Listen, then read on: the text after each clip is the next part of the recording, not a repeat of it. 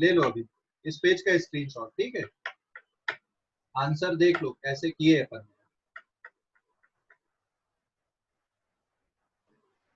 ये यहाँ पे मैंने इसको पहले डिनोमिनेटर को सॉल्व कर दिया है। ये इतना जो स्टेप है आपकी, ये डिनोमिनेटर को सॉल्व करने की, उसके बाद फिर आपने दोबारा जो वैल्यू सॉल्व करके निकाले डिनोमिनेटर की, वहां पे आपने क्वेश्चन में पुट कर दिए और आंसर आपने निकाल दिए। अधिकतर बच्चे अनकंफर्टेबल रहते हैं, है ना। अच्छा, मैं जान सकता हूँ बेटा कि कितने बच्चे अनकंफर्टेबल। कौन सा टॉपिक आज पढ़ रहे हैं अपन? एप्लीकेशन ऑफ डायमेंशनल फार्मूले। एप्लीकेशन। प्लैंक कांस्टेंट बताओ ना। हाँ ठीक है, बता दूंगा, मत परेशान हो उसको लेके। अभी आज का टॉपिक पढ़ लेते, नहीं तो ऐसा लगेगा कि आज कुछ पढ़ ही नहीं है पढ़ने। Application, application of dimensional analysis.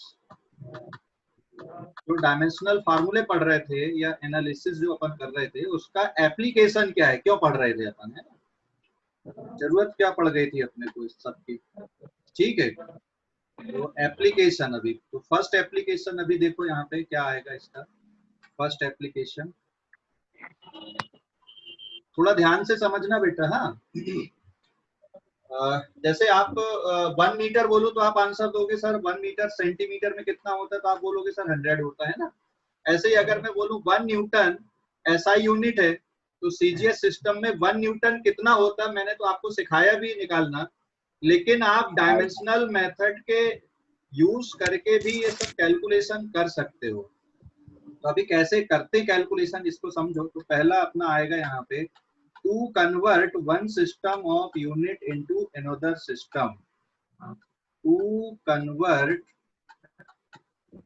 One system of unit, one system of unit into another, ठीक है। To convert one system of unit into another, ये एक एप्लीकेशन है। ऐसी हैं 4-5 एप्लीकेशन है, तो एक ये है, one of the application is that to convert one system of unit into another. अभी कन्वर्जन करने के लिए आप थोड़ा सा बेसिक समझो यहाँ पे। फॉर एग्जाम्पल मैंने यहाँ पे, बेटा माइक म्यूट कर लो, बाकी बच्चे माइक म्यूट कर लो, है ना। 1 मिनट सर। हाँ बोलो बेटा। सर डायमेंशनल एनालिसिस मतलब क्या होता है? डायमेंशनल एनालिसिस मतलब जो डायमेंशनल फार्मूले पढ़ रहे थे ना अपन, जैसे फोर्स का क्या होता है जी ना, सर। एनर्जी का क्या होता है, उनका यूज क्या है, तो उसका एप्लीकेशन पार्ट। तो वन सिस्टम ऑफ यूनिट से दूसरे सिस्टम ऑफ यूनिट में जाने के लिए, कन्वर्जन करने के लिए हम इसका यूज कर रहे हैं ना। Okay okay. अभी देखो, सपोज आपके पास लिखा 1 मीटर। 1 मीटर मतलब कितना हो जाएगा, 100 सेंटीमीटर। और अगर आप इसको मिलीमीटर में कन्वर्ट करोगे तो ये हो जाएगा 1000 मिलीमीटर होगा ना। Yes sir. और किलोमीटर में कन्वर्ट करोगे, 1 मीटर कितने किलोमीटर आएगा, 0.01 किलोमीटर, होगा कि नहीं होगा। Yes sir. 1 किलोमीटर 1000 मीटर होता है ना, तो 1 मीटर कितने किलोमीटर होगा, 0.01 किलोमीटर।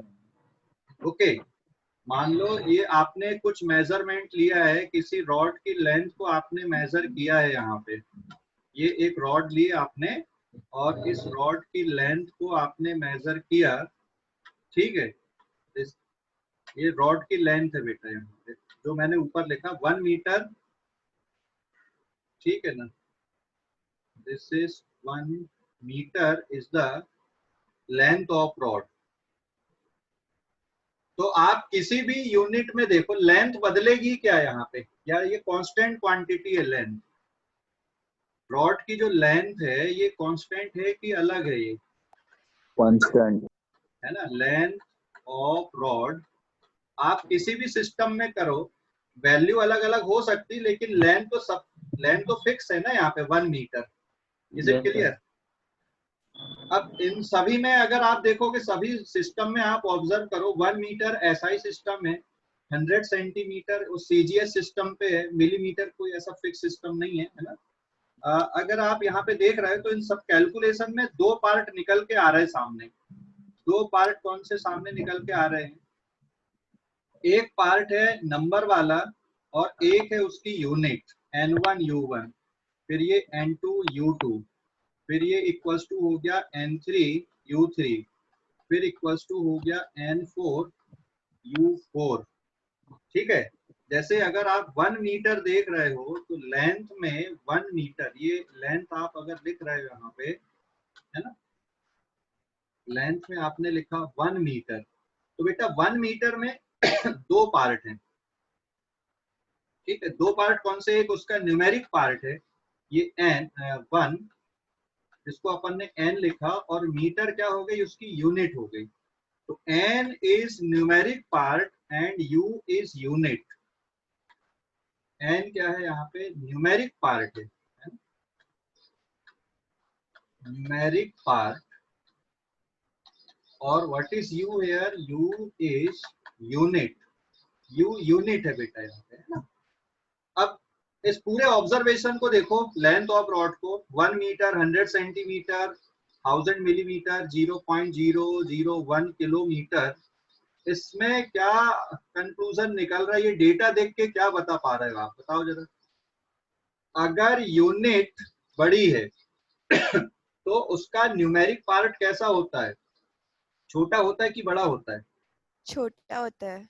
हाँ, kilometre is a large unit in सभी में। जो 4-5 यूनिट दिख रही है आपको, 4 यूनिट दिख रही है, उसमें किलोमीटर सबसे बड़ी यूनिट है और उसका न्यूमेरिक पार्ट सबसे छोटा आ रहा है, क्योंकि आप रॉड की लेंथ को किलोमीटर में भी देख रहे हो, मिलीमीटर में भी देख रहे हो, सेंटीमीटर में भी देख रहे हो, मीटर में भी देख रहे हो, है ना।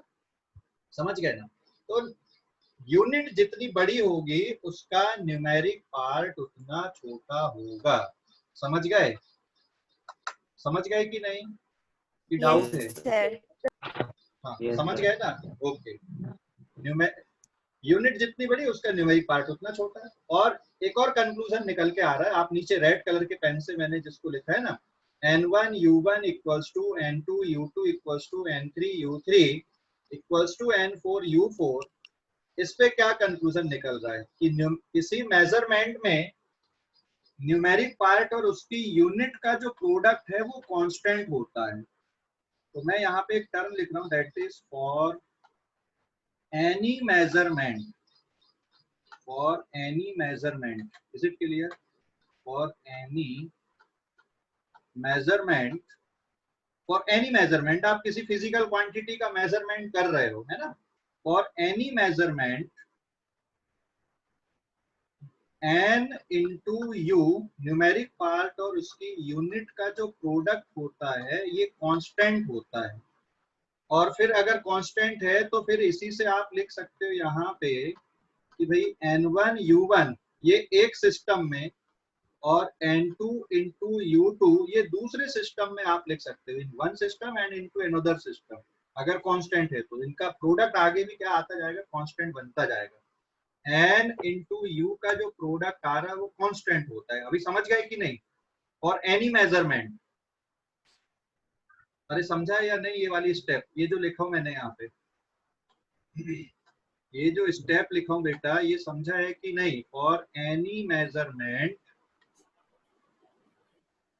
Yes, n sir. Into U का प्रोडक्ट कांस्टेंट है।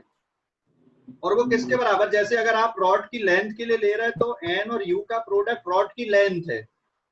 अरे समझा या नहीं? Hello, Yes, sir. Yes, sir. समझ गए? Yes, sir. कोई डाउट अभी उस पे? मैं स्क्रीन शेयरिंग बंद करता हूँ यहाँ पे थोड़ा सा। और घनिष्ठ का बेटा ये आप हैंड डाउन कर लो।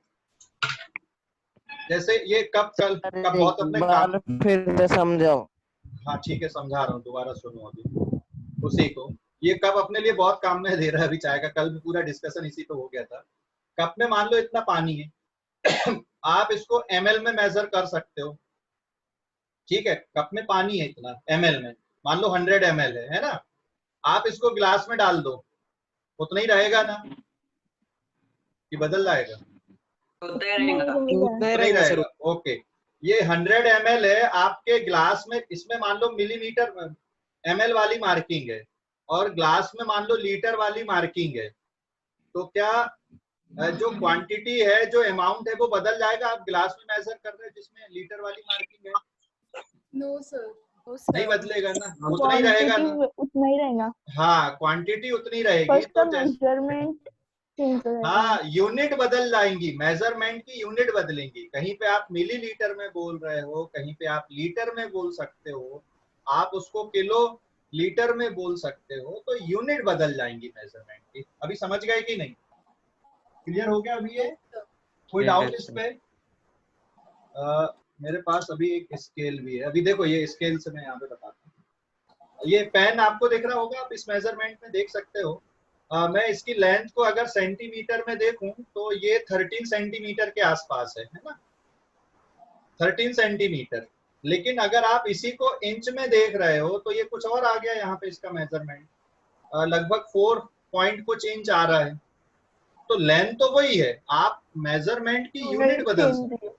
हाँ, वैल्यू सेम रहेगी, लेंथ तो वही है। फिजिकल क्वांटिटी क्या हो गई यहाँ पे? Length of pen. पेन की आप लेंथ देख रहे हो, और इसको मेजर करने की डिफरेंट यूनिट हो सकती। समझ गए कि नहीं? लेकिन ये जो लेंथ है, ये आप कहीं पर भी मेजर करो, आप भी मेजर करोगे, किसी और सिस्टम में मेजर करोगे, फीट में मेजर कर लो, किलोमीटर में मेजर कर लो, किसी भी चीज में मेजर कर लो, ठीक है ना? ये उतनी है, लेकिन स्केल अलग अलग हो सकती हैं, मेजरमेंट की यूनिट अलग अलग हो सकती हैं। इसके कारण न्यूमेरिक पार्ट और यूनिट का जो प्रोडक्ट है वो हमेशा कैसा बना रहेगा? कांस्टेंट बना रहेगा। जैसे सेंटीमीटर में ये 13 सेंटीमीटर आ रहा है, तो 13 इसका न्यूमेरिक पार्ट है सेंटीमीटर में। अभी समझ गए कि नहीं?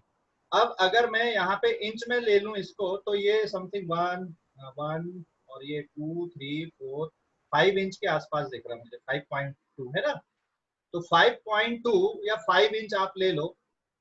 13 सेंटीमीटर आपको ये 13 सेंटीमीटर में 13 न्यूमेरिक पार्ट हो गया, और सेंटीमीटर इसकी यूनिट हो गई। लेकिन इंच वाली स्केल में न्यूमेरिक पार्ट कितना हो गया इसका? 5 हो गया। अरे समझ गए? हेलो, समझ गए कि नहीं? इसलिए मैंने यहाँ पे क्या, हाँ, इसलिए मैंने यहाँ पे क्या लिखा? n इंटू यू का जो प्रोडक्ट है ये कैसा होता है? कांस्टेंट होता है। क्लियर हो गया बेटा? कोई डाउट अभी? अभी डाउट है? हेलो, नहीं है? समझ गए? हाँ, इसलिए मैंने क्या लिखा यहाँ पे? For any measurement, mike mute कर लो अभी। For any measurement n into U का प्रोडक्ट क्या मिलेगा आपको? कांस्टेंट मिलेगा। मतलब n1 u1 इक्वल्स टू आप n2 u2 लिख सकते हो, या n3 u3 लिख सकते हो। जैसे आपके पास फीट वाली स्केल होती तो आप उसमें फीट में लिख देते आंसर वहां पे। अभी समझ गए या डाउट है कोई? हेलो, समझ गए या डाउट है? नहीं है? No doubt sir. ओके बेटा, इस पेज का स्क्रीनशॉट ले लो आप लोग। इस पेज का स्क्रीनशॉट लो, है ना। अब अपन एप्लीकेशन में यहाँ पे, तो n इंटू यू, किसी मेजरमेंट के लिए n इंटू यू का जो प्रोडक्ट है वो कांस्टेंट होता है। What is n? Numeric part of measurement. And what is you? Unit. हाँ, यूनिट टू यूनिट, है ना। इन पर्टिकुलर सिस्टम, जो भी सिस्टम हो, चाहे वो सेंटीमीटर वाला हो, या फिर मीटर वाला हो, या किलोमीटर वाला हो, है ना, या इंच का हो, कोई भी सिस्टम हो उस पे, ठीक है। ओके, पेज नंबर 2 पे आ रहे हैं अपन अब। इस पेज का ले लिए स्क्रीनशॉट आप लोगों ने? ले लिए? Yes sir. ओके बेटा, अभी पेज नंबर 2 पे है। हाँ,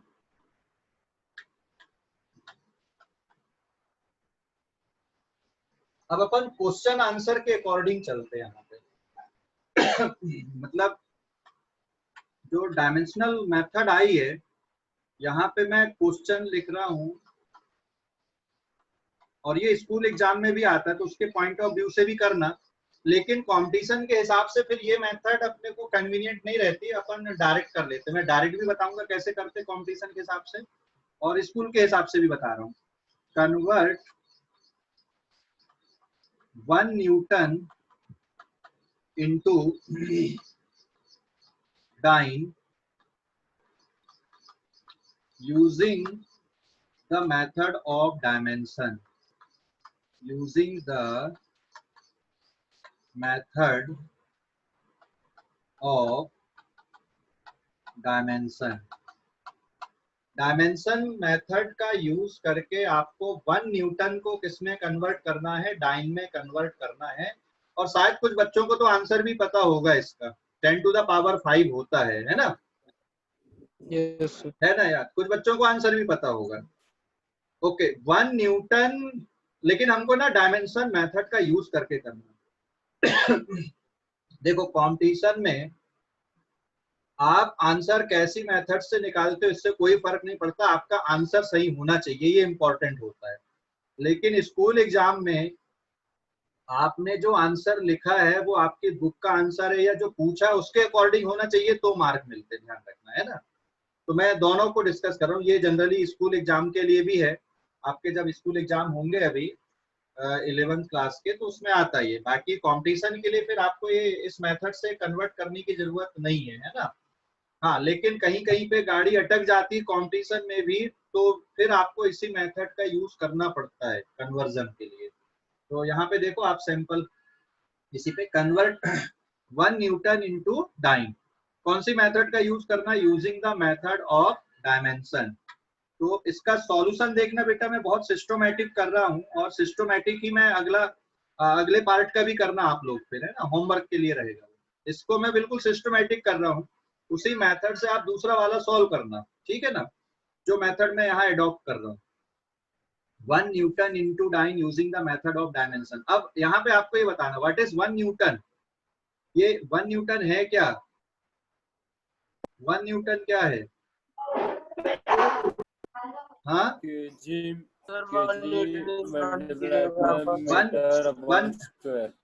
अरे 1 न्यूटन एक्चुअल में फोर्स को मेजर करने की यूनिट है ना।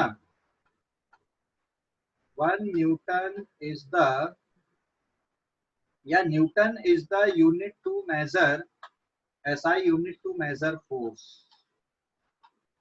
Newton symbol capital N is the SI unit to measure force, समझ गए? And what is dyne here? Dyne is CGS unit to measure force. समझ गया बेटा? तो एक है SI यूनिट और एक है CGS यूनिट। अब इसका डायमेंशनल फार्मूला क्या होगा? What is the dimensional formula? Dimensional formula क्या आएगा इसका? सेम रहेगा कि अलग रहेगा? डायमेंशनल फार्मूला, हाँ, किसी भी सिस्टम में आप मेजर करो, फिजिकल क्वांटिटी इज फोर्स, तो which is the physical quantity? यहाँ पे हम किस फिजिकल क्वांटिटी की बात कर रहे हैं? So therefore the physical quantity is force. Physical quantity is force, physical quantity force है। आप उसको न्यूटन में मेजर करो या डाइन में मेजर करो, किसी भी सिस्टम में मेजर करो, फिजिकल क्वांटिटी फोर्स है। हाँ, उसमें आप अगर SI सिस्टम में मेजर कर रहे हैं तो वैल्यू कुछ और रहेगी, CGS सिस्टम में कुछ और रहेगी, है ना, बट फिजिकल क्वांटिटी आपकी फोर्स है। और फोर्स का डायमेंशनल फार्मूला याद है, लिखवाया था मैंने, क्या होता है फोर्स का dimensional formula? What is the dimensional formula of force? M0 T0 क्या है बेटा? It's a dimensional formula sir M1, हाँ, M1 L1 T minus 2. okay, its a dimensional formula is, sir M1 L1 T minus 2. okay, its a dimensional formula is M to the power 1 L to the power 1 T to the power minus 2। तो ये जो dimensional formula लिखा मैंने, ये SI system में भी यही रहेगा और CGS में भी यही रहेगा कि अलग अलग रहेगा? क्या SI सिस्टम में डायमेंशनल फार्मूला अलग रहेगा और CGS सिस्टम में अलग रहेगा? सेम रहेगा। सेम रहेगा। सेम रहेगा। क्यों सेम रहेगा? आप फोर्स को किसी भी सिस्टम में मेजर करो, फोर्स अलग हो गया ना, और SI सिस्टम और CGS सिस्टम ये सिस्टम हो गया उसको मेजर करने का। तो dimensional formula system of unit से डिपेंड नहीं करता है या उस पर डिपेंड नहीं करता है, ठीक है ना? क्लियर हो गया? The physical quantity is force and its dimensional formula is m1 l1 t to the power -2. Since dimensional, बेटा माइक म्यूट कर लो. Dimensional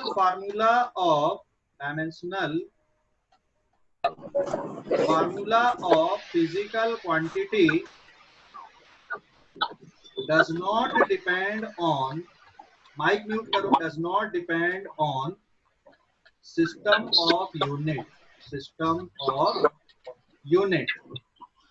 of unit पे डिपेंड नहीं करता बेटा. तो आप क्या लिखोगे? सिंस हमने पढ़ा है बेटा, माइक म्यूट करो ना. n1 u1 इक्वल्स टू क्या लिखोगे? n2 u2 लिखोगे. ये अपन ने ऊपर वाली स्टेप पे पढ़ा है ना. n1 u1 equals to n2 u2 पढ़ा ना अपन ने. n1 u1 equals to n2 u2 पढ़ा है ना? अरे अभी ऊपर लिखे थे कि नहीं अपन? Yes sir. हाँ. Yes, तो अब यहाँ पे क्या लिख दो आप? 1 newton is equals to n2 अपने को नहीं पता, लेकिन u2 इज डाइन हियर. तो आपको कैलकुलेशन क्या करना है? n2 का कैलकुलेशन करना आपको. तो यहाँ पे मैं दोबारा लिख रहा हूँ. What is n2 here? n2 is equals to, सामने क्या जाएगा? 1, और यहाँ पे आप लिखोगे न्यूटन, और डिवाइडेड बाय आप क्या लिखोगे? डाइन. समझ गए? हाँ या ना? अरे भाई समझ गए? Yes sir. हाँ. अब देखो, अब सबसे इंपॉर्टेंट बात आ रही है यहाँ पे. आपको न्यूमेरिक पार्ट कैलकुलेट करना है. तो न्यूमेरिक पार्ट के कैलकुलेशन में n2 इक्वल्स टू यहाँ पे 1 है ना? 1 दिख रहा है ना यहाँ पे? n2 आप कैलकुलेट कर रहे थे, या फिर आप यहीं पे देख सकते हो n2 इक्वल्स टू n1, फिर u1 डिवाइडेड बाय आप u2 कर दो. ऐसा भी लिख सकते हो. तो 1 न्यूटन में भी बेटा डायमेंशनल फार्मूला क्या बनेगा आपका? m1 l1 t-2, और यहाँ पे आप साइड में लिख दो SI, क्योंकि न्यूटन SI यूनिट है. फिर डिनोमिनेटर में आप लिखो m to the power 1 l to the power 1 t to the power -2, और यहाँ पे साइड में क्या लिख दो? CGS लिख दो. ये वाली स्टेप देखो, बिल्कुल लास्ट वाली जो अभी लिखा मैंने, ये समझ गए या नहीं? बिल्कुल लास्ट वाली स्टेप, बिल्कुल लास्ट वाली स्टेप देखो. समझ गए? समझ गए कि डाउट है? डाउट है सर एक बार और. हाँ देख, n2 इक्वल्स टू क्या लिखे आपने? 1 न्यूटन डिवाइडेड बाय डाइन लिखे हो ना? या n2 equals to n1 into u1 upon u2 लिखे हो ना बेटा? हेलो? अरे 1 न्यूटन अपॉन डाइन लिखे हो ना? 1 न्यूटन अपॉन डाइन. समझ गए कि नहीं? Yes sir. हाँ. न्यूटन क्या है? SI यूनिट है फोर्स को मेजर करने की, और डाइन क्या है? CGS यूनिट है. लेकिन डायमेंशनल फार्मूला दोनों सिस्टम में सेम रहेगा ना? SI सिस्टम में भी वही आएगा और CGS सिस्टम में भी वही आएगा. यूनिट अलग अलग हो सकती है, वहां पे वैल्यू अलग अलग हो सकती है. इसलिए न्यूटन के लिए भी मैंने वही डायमेंशनल फार्मूला लिख दिया, और डाइन के लिए भी वही लिख दिया वहां पे नीचे. लेकिन अगर मैं SI और CGS नहीं लिखूंगा, वो तो तुम काट दोगे, फिर ये तो कहानी खत्म हो गई. इसलिए मैंने ऊपर क्या लिख दिया? SI, और नीचे क्या लिख दिया? वहां पे छोटा सा साइड में CGS सिस्टम लिख दिया. अभी समझ गए या नहीं? हेलो? हेलो? Yes sir. समझ गए सर. समझ गए? ये वाली जो लास्ट वाली स्टेप है ना, ये बहुत इंपॉर्टेंट, क्योंकि यहीं से आगे का कन्वर्जन होना है. अब अगले स्टेप पे आते हैं अपन बेटा, ठीक है? अगले स्टेप पे, अगले पेज पे जा रहे हैं. इस पेज का स्क्रीनशॉट ले लो जल्दी से. बस अब सॉल्यूशन के बिल्कुल नजदीक है अपन, एंड पे पहुंच गए सॉल्यूशन के अपन, है ना? ले लो जल्दी से स्क्रीनशॉट ले लो इस पेज का. ले ले ले लिए? सर रुको. हाँ ठीक है. मृगांक, आज की क्लास को तुम शेयर कर दोगे? आज की क्लास के स्क्रीनशॉट तुमको शेयर करना, ठीक है मृगांक? सर मैंने वो फर्स्ट वाला नहीं लिया था, एक बार वो दिखा दीजिएगा. हाँ वो दिखा दूंगा, पर पहले ये इसी का फर्स्ट पेज. हाँ ये नहीं नहीं, ये इससे ऊपर वाला, वो कैलकुलेशन वाला। कैलकुलेशन वाला। हाँ हो गया? ले लिया। माइक म्यूट कर लो। अभी पेज नंबर 3 पे आते हैं अपन अब। हाँ, यहाँ पे देखो अभी बस अपना पूरा कैलकुलेशन के एंडिंग में पहुंच गए अपन अब। हाँ, तो सर एक सेकंड, पेज नंबर 2 दिखाना। हाँ रुक जा अभी, ये ले देख जल्दी से। ले लिया? Yes sir. अभी पेज नंबर 3 पे देखो। अब यहाँ पे आप N2 इक्वल्स टू कितना, अपने पास में फार्मूला क्या आ रहा था? N2 इक्वल्स टू यहाँ पे सामने 1 लिखा है, फिर m टू द पावर, अच्छा मास और मास को अलग अलग लिख दो। तो ये न्यूमरेटर में SI सिस्टम और डिनोमिनेटर में CGS सिस्टम, ऐसा अलग अलग लिख दो। और पूरे की पावर क्या आ जाएगी? या फिर इतना लंबा चौड़ा आपको नहीं लिखना है तो आप सीधे सीधे लिख सकते हो यहाँ पे 1 मिनट। मास को मास के साथ में लिखा रहने दो। न्यूमरेटर में मास को काय में लिखना पड़ेगा आपको? केजी में। और डिनोमिनेटर में मास को काय में लिखना आपको? ग्राम में। अभी समझ गए? अरे समझ गए? पूरे की पावर कितनी? 1। फिर ऐसे लेंथ को आप न्यूमरेटर में लिखोगे मीटर में, डिनोमिनेटर में लिखोगे आपको बेटा सेंटीमीटर में। यहाँ पर भी पावर 1।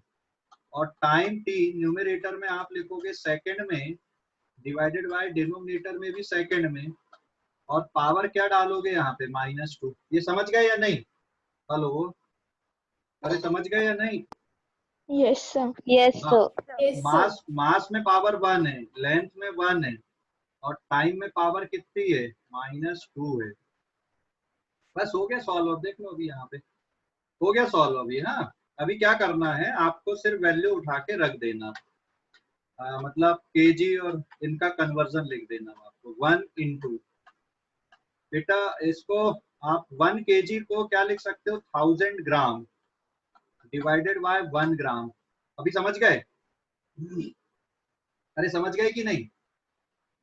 हाँ Yes, सर। पूरे की पावर 1। और यहाँ पे आप लिख देना 100 सेंटीमीटर डिवाइडेड बाय 1 सेंटीमीटर पूरे की पावर 1।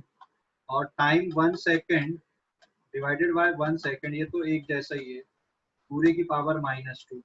अब इसमें देखो कैंसिल कर दो आप, ग्राम से ग्राम कैंसिल, सेंटीमीटर से सेंटीमीटर, सेकंड से सेकंड।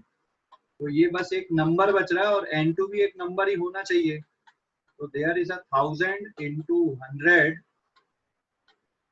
1000 इंटू 100 बचा, इंटू 1 की पावर -2। अब 1 की पावर अगर -2 है तब भी आंसर उसका 1 ही आएगा ना। तो 1000 इंटू 100 इंटू 1 बचेगा। 1 की पावर कुछ भी हो, आंसर 1 ही आता है ना। तो अभी कितना हो गया? ये 10 टू द पावर 5 आ गया। तो N2 की वैल्यू आ गई आपकी 10 टू द पावर 5। तो final answer is 1 newton equals to कितने डाइन आ गया? 10 टू द पावर 5 डाइन। ये आंसर आ गया। अभी समझ गए? अरे भाई समझ गए कि नहीं? Yes, sir. 1 न्यूटन किसके इक्वल है? 10 टू द पावर 5 डाइन के इक्वल। क्लियर हो गया? तो अब आपको आज का होमवर्क आप लोग देख लो, ये आपको व्हाट्सएप में शेयर करना, सेम मेथड से करना, लेकिन हाँ, कन्वर्ट 1 जूल इन अर्ग using the method of dimension.